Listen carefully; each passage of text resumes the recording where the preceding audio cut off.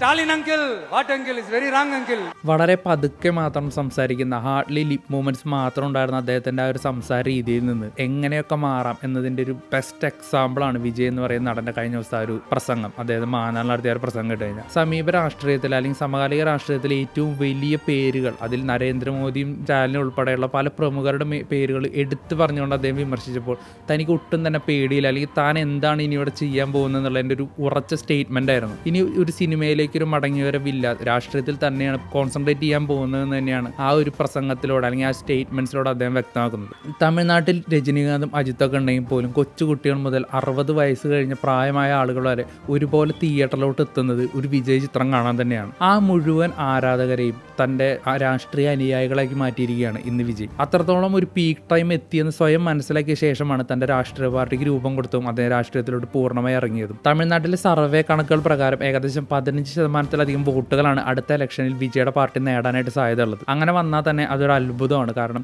ADMK DMK ഉള്ള തമിഴ്നാട്ടിൽ 15% vote അതൊരു പുതിയ പാർട്ടി നേടുകയാണെങ്കിൽ അതൊരു തമിഴ്നാട് രാഷ്ട്രീയത്തിൽ തന്നെ ഒരു കോടിളക്കം സൃഷ്ടിക്കുന്ന ഒരു മൂവ്മെന്റ് ആയിട്ട് മാറും.